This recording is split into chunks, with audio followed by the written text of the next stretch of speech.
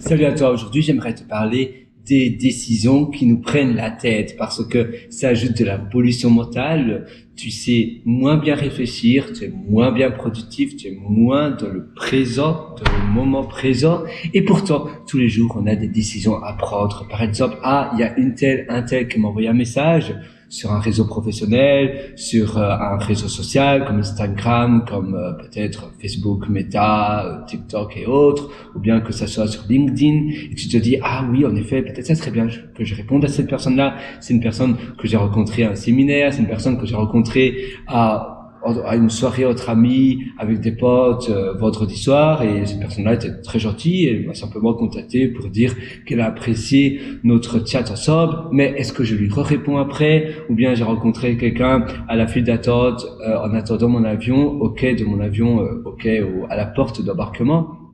Et cette personne-là m'a bavardé très sympathiquement, très gentiment. Elle m'a demandé mon numéro de téléphone parce que cette personne-là a des kangourous chez elle et elle me trouvait très sympathique. Elle voulait que me montrer simplement ses kangourous. Elle en a pas mal et elle m'a donné son numéro de téléphone. Je lui ai répondu, j'ai dit bon voyage. Et après, tiens, est-ce que je lui réponds? Est-ce que finalement ça va pas être trop intrusif si je lui demande le week-end prochain? Ah oui, finalement ça me va, en effet, j'ai envie je vais venir chez vous pour manger du chocolat et pour voir les kangourous. Cette personne-là, pour donner une idée de contexte, elle est plus âgée que moi, elle a peut-être l'âge de ma mère et elle a un mari qui est dans la technologie, donc elle pense aussi que c'est intéressant pour moi d'en apprendre davantage.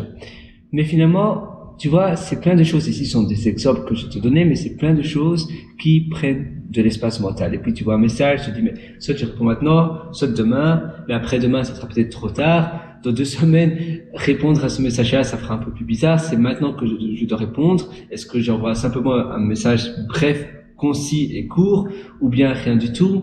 Et si j'envoie un message, après je vais réfléchir, tiens, est-ce que c'était pas trop spontané, pas trop familier, ou bien pas trop professionnel, pas trop distant?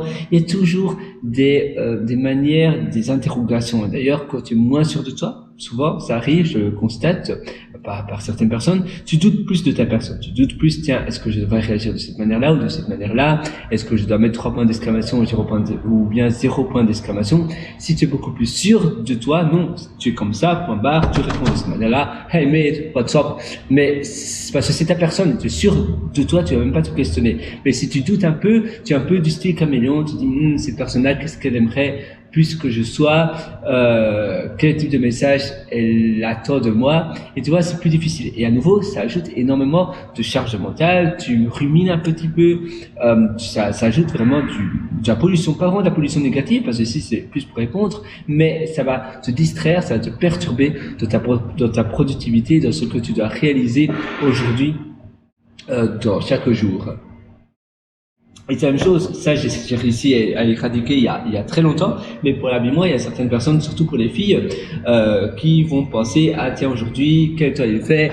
Ah, il fait assez nuageux, d'accord, eh bien qu'est-ce que je vais mettre comme habillement? Je vais mettre ceci, ou bien je vais mettre cela, ah mais ça va jurer avec mon pantalon, avec ma jupe, etc. Moi je m'habille toujours de laiton bleu, noir ou blanc.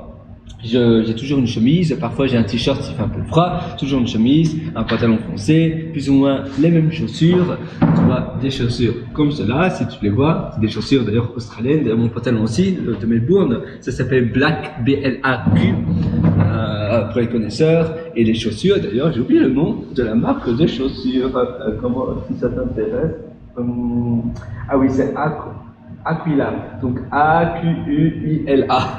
Voilà, je lis en même temps que toi. Mais tu vois, en réalité, il y a toujours des questionnements comme ça, des choses où on se demande, tiens, qu'est-ce que je fais? Comment je réagis? Ou bien il y a quelqu'un qui t'a invité à un séminaire, à une soirée d'anniversaire, et tu te demandes, mais qu'est-ce que j'offre alors? J'offre ce cadeau-là ou ce cadeau-là, qu'est-ce que je fais? Et ça ajoute de la charge mentale, et à côté de cela, tu pourrais être beaucoup plus productif, beaucoup plus in the zone, dans le flow de ce que tu dois faire, mais les autres pensées sont là et sont un peu parasitaires. Donc c'est bien de répondre directement, dès que tu vois cela, tu réponds et ainsi tu peux tirer la chasse de ces pensées négatives. La deuxième chose, c'est de méditer. C'est important de méditer parce que ça va muscler ton cerveau et donc ça va permettre à ton cerveau de pas autoriser ces va-et-vient de pensées. À chaque fois que tu as une pensée, tu dis oui, viens parasiter mon cerveau, viens, non. Méditer, c'est simplement te centrer, te concentrer, centraliser une pensée sur une seule chose. Souvent, c'est par exemple, tu vas te focaliser sur le bruit aux alentours dans une pièce, ou bien tu vas simplement te focaliser sur le bruit sur les chants des oiseaux, ou bien sur ta respiration. Tu te focalises sur ta respiration, ou bien ça peut être, moi j'aime bien manger du fromage et je me focalise en train de manger du fromage. D'ailleurs, j'ai fait pas mal de sessions avec toi sur ma chaîne de vidéos que tu pourras trouver où je mange du fromage. Je parle aussi du bonheur, de la nourriture, etc. Et tu pourras me voir, je parle aussi de cette méditation. Quand tu as un fromage, du bon, de la bonne nourriture. D'ailleurs, je parle aussi dans mes livres que j'ai publiés sur Amazon. Donc, si tu tapes mon prénom et mon nom, Pierre, _ Henri, avec un Y, et puis Soria, Soria, et là, tu trouveras mes livres. Sinon, tu peux toujours aller sur mon site pierrewriter.com, c'est pierrewriter.com, et d'ailleurs, en bonus, il y a pas mal d'ateliers que je t'ai concoctés. Donc voilà, c'est vraiment méditation pour muscler ton cerveau et tes esprits. Et puis après, c'est de pouvoir directement te dire, voilà, est-ce que ça prend plus de 3 minutes? Si oui, alors je réponds directement, je fais directement cette action-là. Je me donne 5 minutes au maximum, je mets un timer, maximum 5 minutes pour prendre ces décisions. Je mets une option par défaut de ces décisions, choix A ou choix B.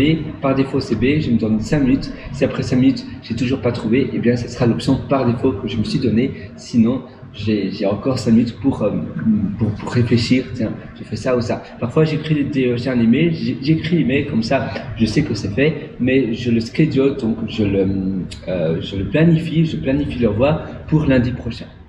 Et ainsi, je sais, voilà, j'ai déjà envoyé l'email, maintenant je peux sortir cela de ma tête, mais si jamais en marchant ou en prenant ma douche, je me dis « Ah tiens, en fait j'aurais dû écrire cela, c'est plus adéquat », eh bien je peux annuler la planification de l'envoi, modifier un petit peu et puis replanifier l'envoi.